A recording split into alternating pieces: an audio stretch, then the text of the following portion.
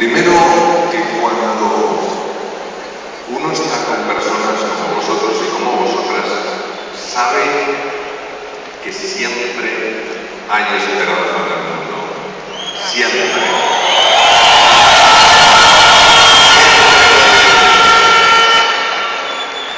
Segundo, os quiero dar las gracias de todo corazón por las muestras de afecto tan espectaculares que he recibido, que son originadas por la grandeza de vuestro corazón. Parten de ahí.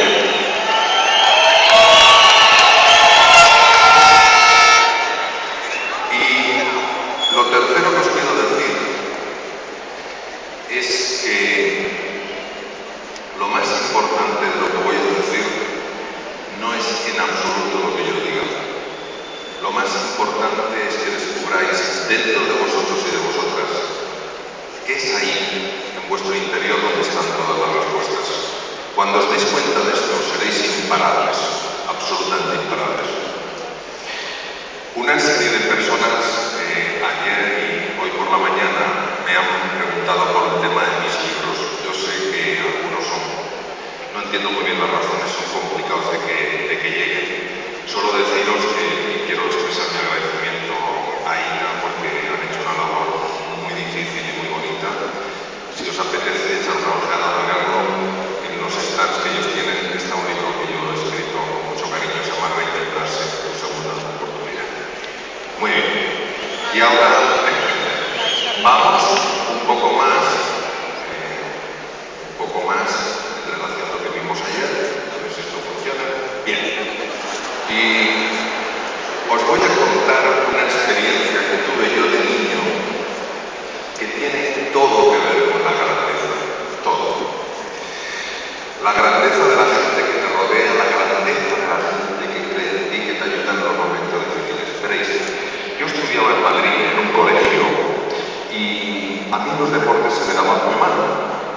Tenía pues una cierta incoordinación psicomotora, con lo cual en el fútbol no había manera de que pudiera llevar el balón un poquito de tiempo, con lo cual enseguida me excluyeron de todos los equipos de fútbol. Era más bien bajito, con lo cual el baloncesto tampoco tenía nada que hacer. Intenté el balonmano, pero me pegaron tales golpes, tales empujones, que yo decidí que tampoco eso era lo mío. Y miraba con una cierta nostalgia, con una cierta tristeza, en aquellos campos tan estupendos de deportes, cómo la gente jugaba al fútbol, jugaba al baloncesto o al balonmano, y yo con mis queridísimos amigos Manuel y Alfonso, que también se daban fatal en los deportes, pues pasaba por ahí viendo cómo la gente jugaba. Un buen día, uno de los profesores nos reúne y nos dice: el deporte es muy importante en la vida y es fundamental que lo practiquéis y lo practiquéis bien. Hemos contratado entrenadores profesionales. Y en ese momento dije: esa es mi oportunidad. Con un entrenador profesional seguro que yo consigo superar pues todas las dificultades que tengo en los deportes.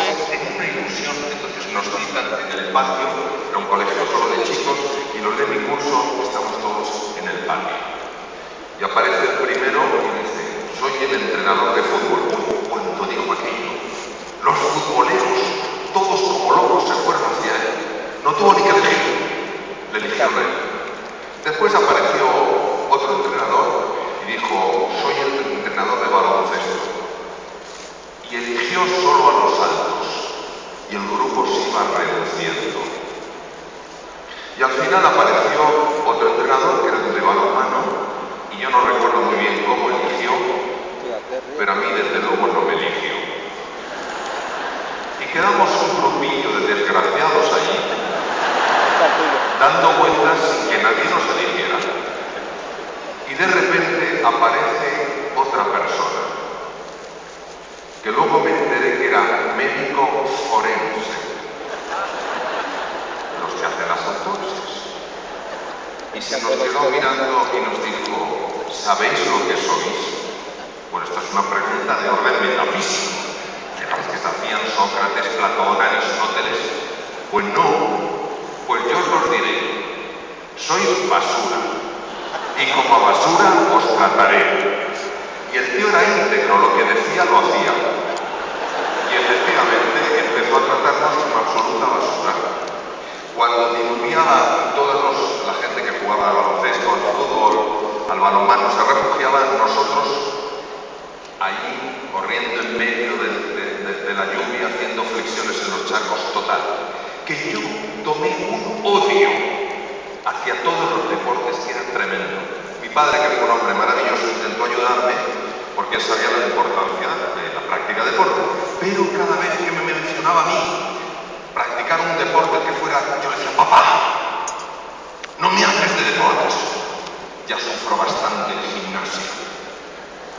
Ah, pero el que busca encuentra. Y mi padre buscaba y buscaba. Y de repente se entera, bueno, de repente al cabo de un tiempo se entera de que acababa de llegar a España un deporte completamente nuevo. Era tan nuevo que el que lo traía un español no lo había aprendido en España, lo había aprendido en el Japón. El nuevo deporte se llamaba el judo. Y el que lo trajo, Fernando Franco de Sarabia, cinturón negro tercer edad. Había formado 2 cinturones negros en Japón, 2 españoles, y se habían venido los 3. Y había montado un gimnasio espectacular en la calle Martínez Campos de Madrid que se llamaba el Gimnasio Samurai. Y mi padre ve en aquello una oportunidad y un día se acerca y me dice, hijo, quiero hablarte de algo. Digo, papá, ¿no será otro deporte? Me dice, no, hijo mío, eso es distinto, esto es lucha. Y dije, me interesa. Lucha sí, deporte no. Total, que voy al Gimnasio Samurai, que era un espectáculo porque era muy grande, tenía un tatami, la colchoneta de un color azul claro, muchos bancos a la izquierda para que sentara si venía algún familiar a ver a los hijos o a los sobrinos combatir, y estaba todo tapizado en cañitas de bambú fino, y al final, en negro y rojo pintado, un samurái sacando la katana. Qué emocionante aquello, ¿no? Y me ponen el primer cinturón, que es un cinturón blanco. Los cinturones son blanco, amarillo, naranja, verde, azul, marrón, negro, y cuando tienes el negro eres primer dan y luego segundo, tercero, hasta el 10º dan. El 10º dan solo hay uno en el mundo, uno por escuela. Si está vivo el fundador es el fundador y si no es su heredero. Bien, el cinturón 10º dan es un cinturón rojo, por tanto solo hay un cinturón rojo en el mundo de cada escuela. Bueno, a mí me ponen el cinturón blanco y me enseñan la primera llave de judo, que es la más facilona, claro, una llave de cadera que se llama ogoshi. Y yo al principio, oye, pues a mí aquello me gustaba, pero llevaba ya un mes solo con el ogoshi. Y yo decía, a mí cambiarme un poco la llave, enseñarme otra. Dice, no, esto tienes que hacerlo muy bien. Wow. En el gimnasio había bastante cinturones blancos, había algunos cinturones amarillos, había cinturones naranjas y había uno que era un cinturón verde, un chico grandote, una máquina. Yo veía aquel verde y decía, algún día seré como tú. Bueno, Fernando Franco de Sarabia se da cuenta de que el gimnasio no acaba de tirar para adelante. Es un deporte tan nuevo que con la gente no se apunta porque todo lo nuevo muchas veces como da un poco de miedo, y decide hacer una exhibición de judo, llamar a... ¿Será que no ven? ¿Será que no ven? Un poquito de publicidad, pues seguro que hay más personas que se apuntan. Y entonces nos dice a los judokas, nos dice, avisar a vuestra familia, va a haber una exhibición tal día, que vengan los que quieran, va a haber fotógrafos, saldrán los periódicos y tal. Y yo se lo digo a mi padre, papá, va a haber una exhibición de judo, tienes que venir, entonces hijo mío, yo voy igual. Ahora quiero que tengáis una sensación de lo que yo viví. Llego allí, me pongo el traje de judoka, mi cinturón, y estaba la izquierda, total, voy a ponerme aquí como si por el tatami aquí, la izquierda estaban todos los bancos donde estaba lleno de familiares, ahí se sentó mi padre, fotógrafos, periodistas y tal. A la derecha nos íbamos a poner los judokas, desde los blancos, amarillos, naranjas, el verde. Y aquí estaba la mesa con los jueces, Fernando Franco de Sarabia y otros 2 jueces. Era el combate a un punto, el que ganaba, ganaba, ¡pum! Se acababa. Y entonces los dos judokas que habían combatido se sentaban con el resto de las familias y los fotógrafos. Bien. Yo estaba nerviosísimo, y estaba esperando mi turno. Y empiezan a llamar a los cinturones blancos. Y yo diciendo, pronto me tocará. Pero se acaban los cinturones blancos. Y entonces estoy yo aquí al final, un hueco, los amarillos, los naranjas y el verde. Y digo, qué mala suerte. Me toca con un amarillo. Y se acaban los amarillos. Y el hueco se va extendiendo. Digo, con un naranja no. Eso no es justo. Y se acaban los naranjas. Y quedamos el verde, un hueco y yo. Y yo miro aquello con cara de perplejidad y entonces aguzo el oído para ver qué cuentan y qué hablan los jueces. Y cuando tú aguzas el oído, pero qué bien que oyes. Y les oigo, y uno de ellos dice, nos hemos equivocado, no hemos llamado a ese blanco, como combata con el verde, le mata. Yo,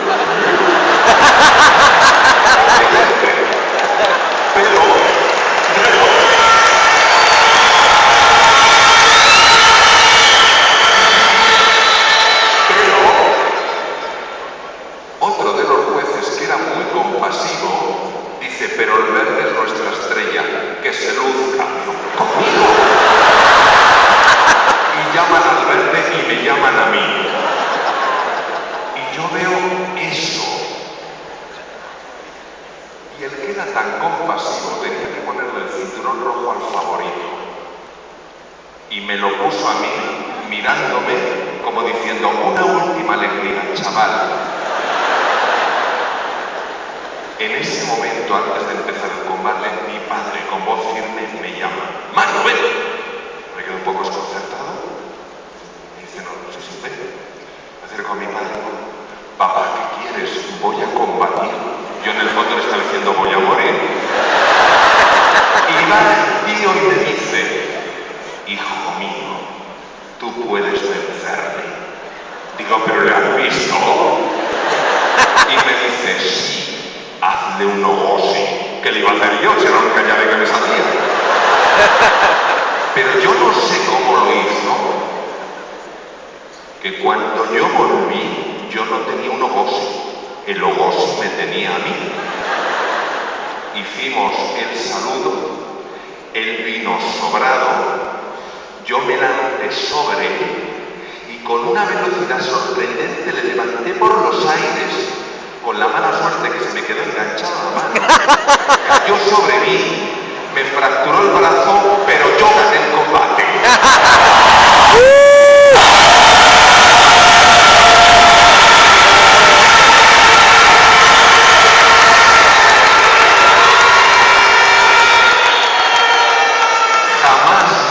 Jamás olvidaré cuando dijo ¡Ipon! Punto. Y se produjo un silencio. Soy una voz. Es imposible. Ha ganado el blanco. Bien. ¿Qué ocurrió? Inspiración. Mi padre me inspiró a creer en mí. Eso hizo que yo tuviera una tremenda determinación. Yo iba a ojos y ojos y ojos y ojos. Sácame la agenda, ¿no? Foco. Estábamos él y yo, nada más. Y confianza. No importa lo que tengáis dentro. Si es mucho, muchísimo o menos. Si las cartas que ahora os han tocado jugar, las jugáis bien. Con foco, con determinación, con confianza, con inspiración, seréis imparables. Seréis imparables.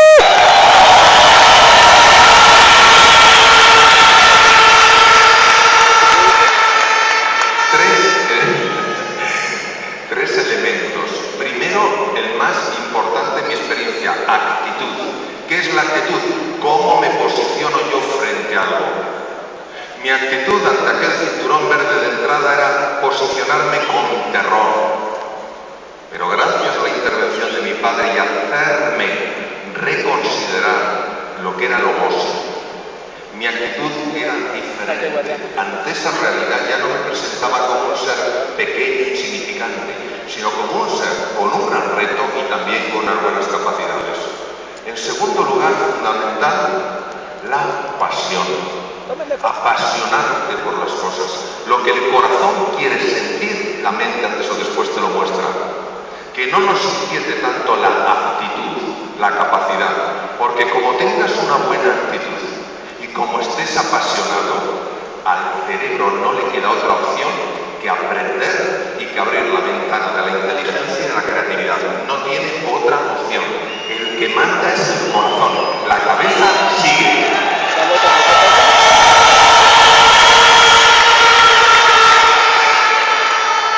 Tal vez algunos de vosotros, algunas de vosotras, en este momento, no lo sé, tal vez a nivel profesional, a nivel personal, os sentís un poco así. Yo me he sentido así muchas veces y por eso me puedo relacionar muy bien con este dibujo. Y yo os quiero decir una cosa. Sentir miedo ante lo desconocido, sentir inseguridad, sentir fragilidad y vulnerabilidad es ser una persona normal. Porque si no sientes el miedo, no sientes la inseguridad, no sientes la sensación a veces de impotencia frente a algo, en ninguna situación, es que eres un marciano. Todos los seres humanos sentimos esto. Ahora, lo importante es, una vez que lo has sentido, superarlo. Y eso es lo que vamos a ver juntos. Os voy a hablar de la zona de confort, que es más engañosa de lo que parece. Una zona de confort no tiene por qué ser una zona cómoda, es cómo te has acostumbrado a vivir. Y hay veces que nos acostumbramos a vivir en la resignación, pensando que no tenemos ninguna opción. Es nuestro status quo y decimos, yo nací así. Ojo con la zona de confort, porque tiene mucha capacidad de atraer, de engañarnos, de hacernos pensar que lo que nos parece razonable es lo que en realidad corresponde a la realidad y no tiene por qué ser así.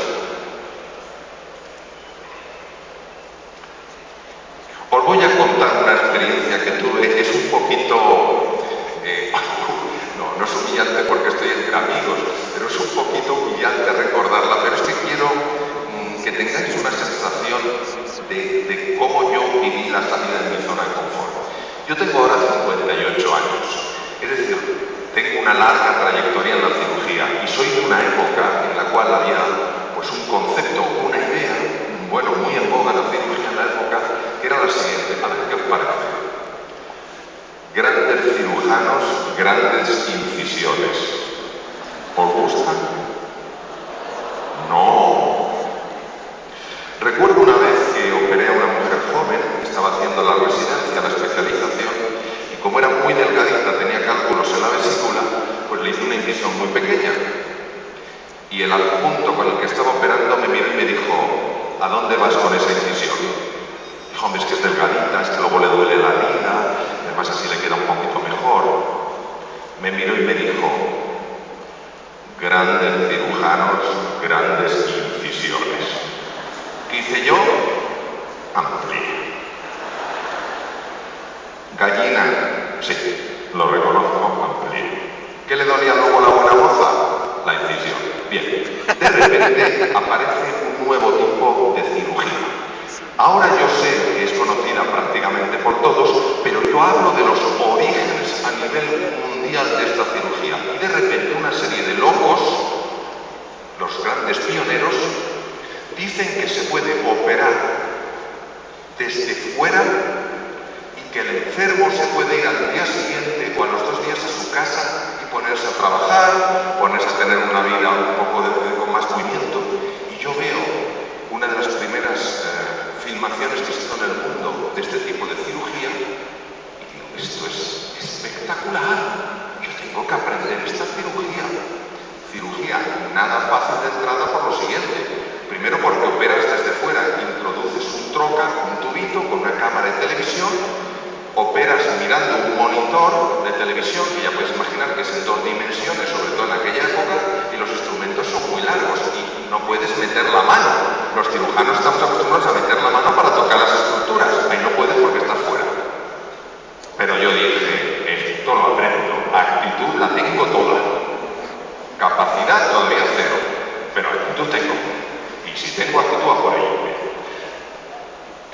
ya os podéis imaginar que esto no se trata de pasar de la cirugía abierta, irte a un enfermo y decirle, mire, no operan la vida, cirugía laparoscópica, pero va a ser usted primero, ¿qué le parece?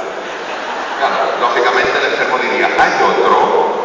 ¿Puedo elegir? Bien, lo primero que haces es entrenarte con una caja, que la parte de arriba es de goma negra, perforas, introduces los tubos, es de metacrilato a la caja y pones una monedita y tú con las pinzas, mirando la televisión, intentas enganchar la moneda y pasarla de una pinza a la otra. Pero como te falta la dimensión de profundidad, porque solo tienes dos, no sabes lo que era aquella moneda, parecía que tenía ruedas. O sea, no había manera. Ahora, cuando me convertí en un experto en pasarme la moneda de un lado a otro, dije, esto ya lo domino, sigo teniendo actitud. ¿Cuál es el siguiente paso? Y el siguiente paso era empezar a operar en minicerdos. ¿Por qué minicerdo? El minicerdo es un cerdo enano que tiene una vesícula igual a la humana. Allá voy yo. Os cuento la situación para que de alguna manera experimentéis lo que yo experimenté. Centro de cirugía laparoscópica, extirpación de vesículas en minicerdos. 3 cirujanos por mesa quirúrgica. A cada cirujano le correspondía un minicerdo.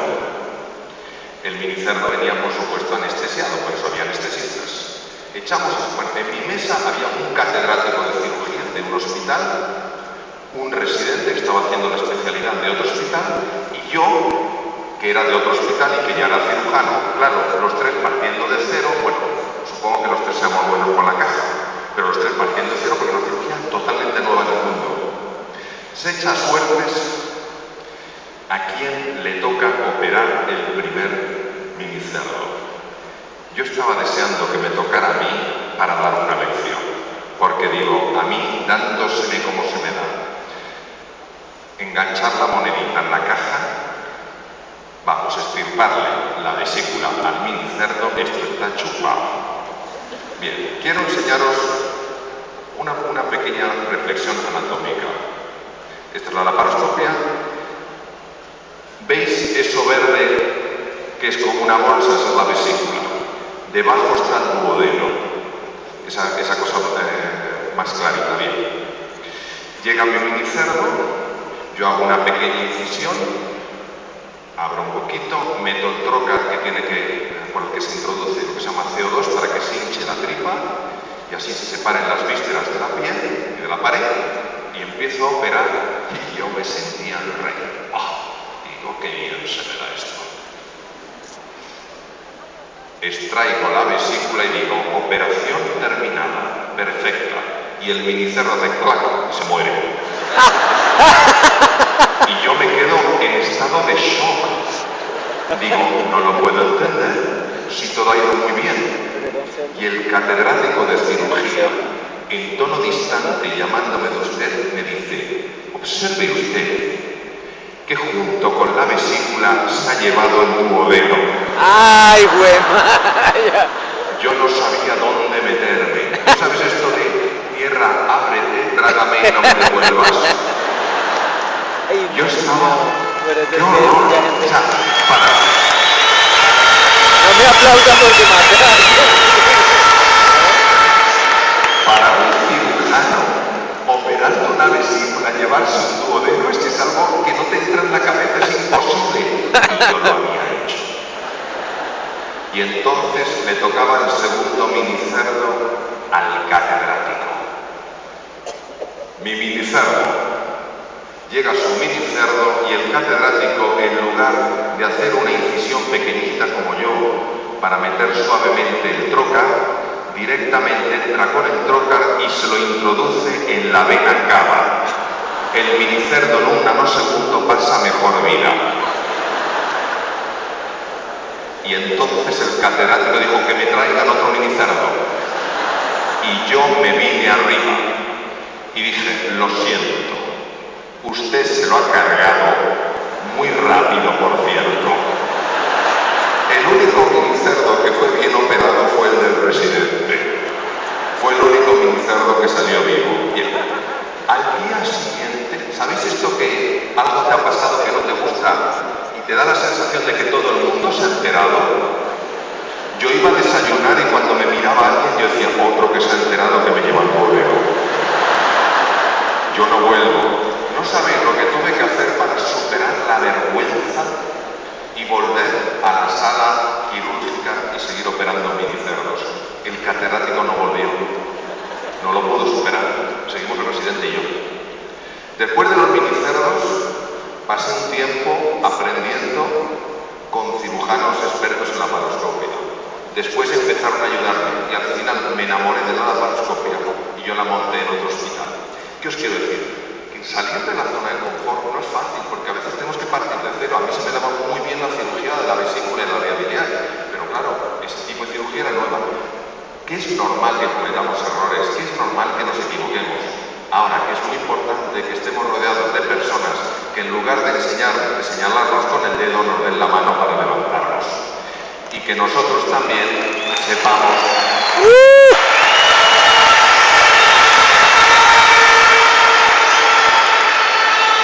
Y que también nosotros sepamos que solo cuando nos atrevemos es cuando podemos cometer errores y aprender, y que el camino del éxito es el camino de superación del fracaso. ¿Sabéis lo que pasó? Que aquellos cirujanos que no fueron capaces de superar esa vergüenza, esa sensación de pequeñez ante la cirugía laparoscópica y dijeron, esto no lo aprendo, después tuvieron que aprenderlo rápido y corriendo porque dejaban de operar. Las personas ya exigían, lógicamente, que se operara con la laparoscopia. Entonces, muy importante que entendamos que los procesos de cambio tienen su complejidad. Y me gustaría hacer un pequeño ejercicio con vosotros y con vosotras. Voy a necesitar vuestra ayuda. ¿Puede ser? Bien. Os voy a pedir que todo lo que tengáis en las manos lo dejéis en el suelo. Que tengáis